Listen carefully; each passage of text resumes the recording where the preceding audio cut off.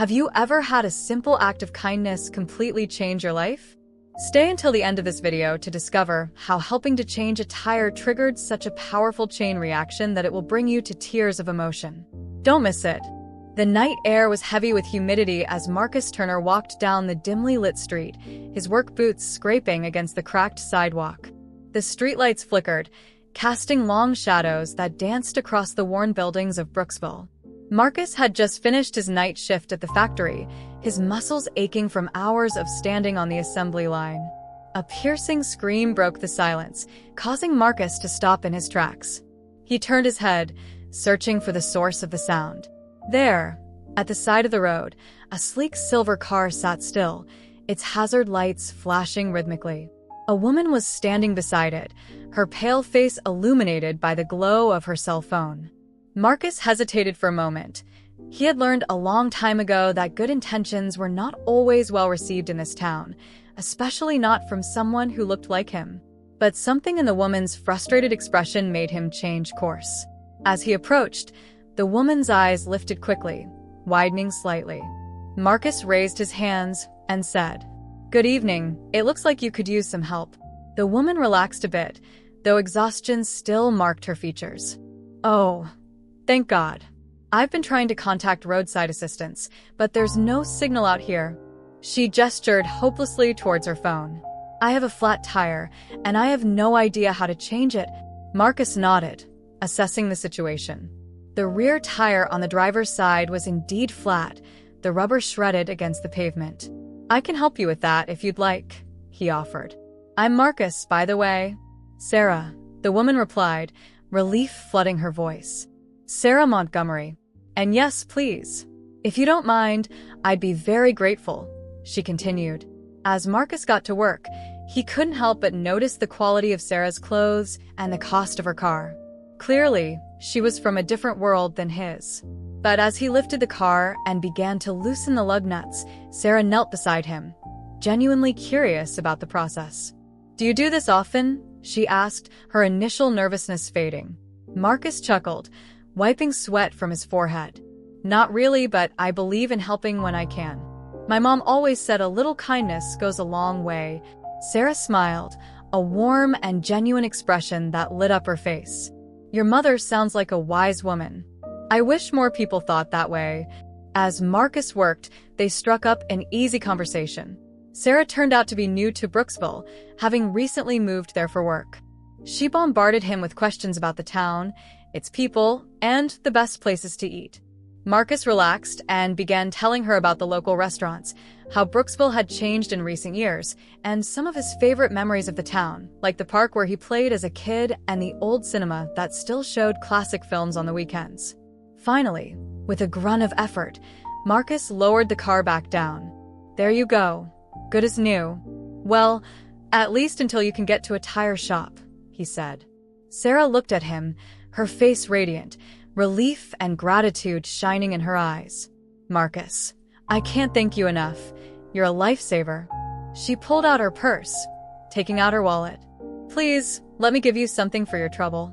Marcus raised a hand, shaking his head. "That's not necessary, Miss Montgomery. I'm just glad I could help." Sarah looked at him for a long moment, something inscrutable in her expression. "Well, then at least let me buy you a coffee sometime. It's the least I can do." Marcus hesitated, then nodded with a small smile. "All right, sounds good. You know where to find me. I usually walk around here after my shift at the factory." As Sarah drove away, waving at him, Marcus couldn't shake the feeling that something had changed. It was just a simple act of kindness altering the course of a dark night, but as he resumed his walk home, the stars twinkling above, he had no idea how that moment would ripple out, changing not just his life, but the entire fabric of Brooksville. Days passed, and Marcus nearly forgot about the encounter. Life continued as usual. Long shifts at the factory, quiet nights at home, and weekends spent volunteering at the local youth center. Marcus had made volunteering one of his main activities. At the youth center, he taught practical skills to the kids and young people in the neighborhood, things like bike repair, basic carpentry, and even some mechanics concepts. Sometimes he organized movie nights or small reading workshops to spark the kids' interest in learning beyond school. One afternoon, while Marcus was leading a bike repair workshop for the young people at the center, Sarah showed up unannounced. She carried a large box full of tools and spare parts. The surprise on Marcus's face was evident. "I had no idea you were coming today," he said, smiling at her. Sarah smiled and shrugged. "I thought maybe I could help a bit. I don't know much about bikes, but I can learn." The kids at the workshop welcomed her enthusiastically, and Sarah found herself kneeling next to Marcus, helping to replace a broken chain while he gave her instructions. As the hours went by, Marcus and Sarah realized they worked well together. Sarah proved to be a quick learner, and in no time, she was helping the kids fix brakes and change tires. Between laughter and jokes with the kids, Marcus noticed that Sarah wasn't just an elegant woman. She had a spirit willing to contribute to the community. At the end of the session, Sarah thanked him for letting her participate, while Marcus, in turn, thanked her for her help and company. "You have something special, Marcus. What you're doing here really changes lives," Sarah said as they both walked to their cars.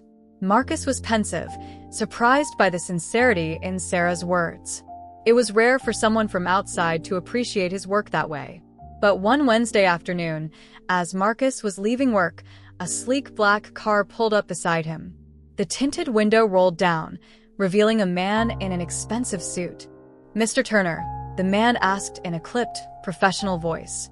"I represent the Montgomery family. They would like to speak with you." Marcus frowned, confusion evident on his face. "The Montgomery family? I'm not sure I understand." The man in the car smiled, but it didn't reach his eyes. "Miss Sarah Montgomery spoke very highly of your help the other night. The family wants to express their gratitude. If you're willing to come with me, they'd like to meet you in person." Marcus hesitated, his hand gripping the worn strap of his backpack. Something about this didn't feel right, but curiosity got the better of him. Finally, he nodded. "All right," he said, getting into the back seat. "Lead the way," he indicated as the car pulled away from the curb. Marcus couldn't help but wonder what he was getting himself into. The buildings of his familiar neighborhood gave way to wider streets and manicured lawns. They were heading to a part of town he rarely visited, a world as foreign to him as another planet. Finally, the car stopped in front of a massive mansion, its white columns gleaming in the afternoon sun. Marcus got out, feeling distinctly out of place in his work clothes. A butler greeted him at the door, leading him to a luxurious study. There, sitting behind an imposing desk, was an older man with silver hair and piercing blue eyes. Beside him stood Sarah, looking excited and slightly nervous. "Mr. Turner," the man said, rising from his seat. "I'm Richard Montgomery. I believe you've already met my daughter, Sarah." Marcus nodded, his mouth suddenly dry. "Yes, sir. It's a pleasure to meet you." Richard gestured for Marcus to take a seat. "Mr. Turner, my daughter told me that you refused payment for your help the other night. That kind of integrity is rare these days." Marcus shifted uncomfortably in the plush leather chair. "It was nothing really. I was just trying to help." Richard leaned forward, his eyes intense. "It may seem like nothing to you, Mr. Turner, but to us, it represents something important, something we'd like to reward." Sarah stepped forward, her voice eager. "We want to offer you a job, Marcus. An opportunity to make a real difference in Brooksville." Marcus blinked, stunned. "A job?" "I don't understand. What kind of jobs?" Richard smiled, but there was a calculating look in his eyes that made Marcus uneasy. "We are prepared to offer you a substantial sum of money, say $5 million. With it, we'd like you to establish a foundation to benefit the Brooksville community. You'd have full control over how the money is spent, as long as it's used to improve people's lives in this town." Marcus felt like the air had been sucked out of the room. $5 million. That's more money than I ever dreamed of seeing in my life. But something about this offer seemed too good to be true. "Why me?" he asked, his voice barely a whisper. Sarah moved closer, her eyes shining with enthusiasm. "Because you showed kindness without expecting anything in return. We believe you are the right person to make a real change in this community." Marcus studied Richard's face, looking for any sign of deception, but found none. He nodded. "All right, then let's do it." The next few weeks went by in a whirlwind of meetings with lawyers, financial advisors, and community leaders. Marcus's mind swirled with the complexities of setting up a foundation, but he was determined to do it right. His first project was modest, renovating an abandoned building and turning it into a community center. As he stood in front of the dilapidated structure, clipboard in hand, a familiar voice called out to him. "Well, look at you, Mr. Big Shot." Marcus turned to see his childhood friend, Darius, approaching with a grin on his face. "It's not like that, man," Marcus said, shaking his head. "I'm just trying to do some good." Darius clapped him on the back. "I'm just messing with you. Seriously, this is amazing, but you know not everyone is going to see it that way, right?" Marcus sighed, running a hand over his short hair. "Yeah, I know, but I have to try." As the weeks turned into months, the community center began to take shape. Marcus threw himself into the work, overseeing every detail. He hired local contractors, giving jobs to people who desperately needed them. The day the center opened its doors, Marcus stood back, watching as the kids poured in excitedly, their eyes filled with wonder. There was a computer lab, a library, a sports area, resources that had never been available in this part of town before. But, as Darius had predicted, not everyone was thrilled. Rumors began to circulate. Who is Marcus to decide what the community needs? Where did the money really come from? Is he just a puppet for the wealthy Montgomerys? One afternoon, as Marcus was closing up the center, he found Sarah waiting outside. "I heard what you did," she said softly. "Standing up to my father like that couldn't have been easy." Marcus shrugged, suddenly feeling self-conscious. "I just did what I thought was right." Sarah stepped closer, her eyes searching Marcus's face. "It was brave, and I'm proud of you, Marcus. You're really making a difference here." Before Marcus could respond, Sarah leaned in and kissed him softly on the cheek. Then, with a small smile, she turned and walked away, leaving Marcus standing there, his heart pounding. The weeks turned into months, and the revised development project began to take shape. Old buildings were renovated instead of demolished. New businesses were established alongside the neighborhood's old pillars, and job training programs helped local residents take advantage of new opportunities. Not everything was easy, of course. There were setbacks, arguments, and moments when Marcus wondered if he had bitten off more than he could chew. But every time he walked the streets of Brooksville and saw the positive changes taking place, he knew he had made the right decision. One day, while Marcus was supervising the renovation of an old factory to turn it into a tech incubator, he received an unexpected visit. It was Darius, his childhood friend, looking slightly out of place among the construction crew. "Look at you, Darius," Marcus said, shaking his head in amazement. "When did you become the king of Brooksville?" Darius laughed, hugging his friend. "Trust me, I'm no king. I'm just trying to do right by our people." Darius's expression grew serious. "Really, Marcus, what you're doing here is incredible. But I have to ask, are you happy? I mean, this is a long way from where we started." The question caught Marcus by surprise. He looked around the bustling construction site, thought about the long hours and endless meetings, the weight of responsibility on his shoulders. But then he thought about the kids at the community center, the families moving into newly renovated homes, the sense of hope spreading throughout Brooksville. "Yes," he finally said, a slow smile spreading across his face. "Yes, I'm happy. It's not always easy, but it's worth it." Darius clapped him on the back. "Good, just don't forget about us little folks when you're sitting in your big office." "Deal," Marcus replied, as Darius walked away. Marcus felt a renewed sense of purpose. He was making a difference, yes, but he was also staying connected to his roots, to the people and places that had shaped him. The months flew by, and before Marcus knew it, it had been a year since that fateful night he helped Sarah change her tire. The first phase of the development project was nearing completion, and the changes in Brooksville were undeniable. Crime rates had dropped, graduation rates had risen, new businesses were opening their doors, and the old ones were thriving with the influx of customers. There was a palpable sense of optimism in the air, a feeling that Brooksville was booming. But with success came new challenges. As Brooksville's transformation spread, Investors began circling the town, looking for opportunities to profit from the city's newfound prosperity. Some saw Marcus as a threat, an obstacle to their quick money plans. One evening, as Marcus walked home after a late meeting, a sleek black car pulled up beside him. The window rolled down, revealing a man Marcus had never seen before. "Mr. Turner," the man said in a voice as smooth as oil. "I was hoping we could have a chat. I represent a group of investors who are very interested in what you're doing here in Brooksville." Marcus felt a chill run down his spine. There was something predatory about the man's smile, a hunger that had nothing to do with helping the community. "I appreciate your interest," Marcus said cautiously, "but I'm not looking for new investors right now. We're doing well with our current partners." The man's smile never wavered. "Oh, I think you'll want to hear what we have to offer. We're willing to be very generous. After all, everyone has their price, don't they, Mr. Turners?"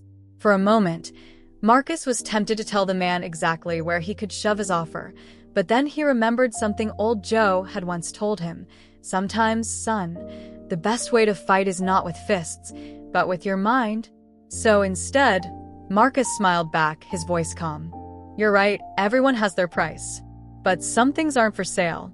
Have a good evening, sir." With that, Marcus turned and walked away, leaving the man staring after him. As he rounded the corner, Marcus pulled out his phone and dialed a familiar number. "Mr. Montgomery, it's Marcus. We need to talk. I think we might have a problem." As he walked away, Marcus felt that this was only the beginning. The work he had done in Brooksville had caused ripples, and now the sharks were circling. But looking up at the stars twinkling in the night sky, Marcus felt a surge of determination. He had fought to make Brooksville a better place, and he wasn't about to let anyone undo all that hard work. Whatever challenges lay ahead, he was ready to face them head-on. With renewed purpose in his step, Marcus headed home, his mind already filled with plans and strategies. The journey was far from over, but he was ready for whatever came next. Brooksville was his home, and he would do whatever it took to protect it. When he reached his front door, Marcus paused, looking back at the town he had grown up in, the town he was helping to transform. A smile tugged at the corners of his mouth as he whispered to himself, "Forward." The next morning, Marcus found himself once again in Richard Montgomery's study. Once again, the older man listened intently as Marcus recounted his encounter with the mysterious investor. "This is concerning," Richard said, frowning, but not entirely surprised. "Success always attracts attention, and not all of it is welcome." Marcus leaned forward, his voice urgent. "What do we do? We can't let these people undo everything we've built." Richard stood, pacing the room. "We can't, but we need to be smart about it. These investors, whoever they are, aren't going to play fair. We need to be prepared." Over the next few hours, Marcus and Richard devised a plan. They would increase security around key project sites, reach out to their allies in the local government, and most importantly, redouble their efforts to involve the community in the development process. As Marcus left the Montgomery mansion, he felt a mix of determination and apprehension. The road ahead would be challenging, but he was ready to face it. In the weeks that followed, Marcus threw himself into his work with renewed vigor. He organized public meetings, met with local business owners, and spent countless hours reviewing plans and contracts for any potential vulnerabilities. He also began involving the young people from the community center more in the development process, giving them tasks to learn and play an active role in Brooksville's transformation. One afternoon, as he was leaving the community center after a particularly long day, he ran into Sarah. "I heard what you did," she said softly. "Standing up to my father like that couldn't have been easy." Marcus shrugged, suddenly feeling self-conscious. "I just did what I thought was right." Sarah stepped closer, her eyes searching Marcus's face. "It was brave, and I'm proud of you, Marcus. You're really making a difference here." Before Marcus could respond, Sarah leaned in and kissed him softly on the cheek. Then, with a small smile, she turned and walked away, leaving Marcus standing there, his heart pounding. If this video has helped you connect more with yourself and inspired you on your path of growth, take action and subscribe to the channel, Lives of Inspiration, to discover more stories that will fill you with motivation and hope. I would love to hear your opinion, so leave a comment telling me how this story has impacted your life or what reflections it has left you with. And if you think this message can inspire someone you know, share it with your friends so they too can find inspiration and purpose in their lives.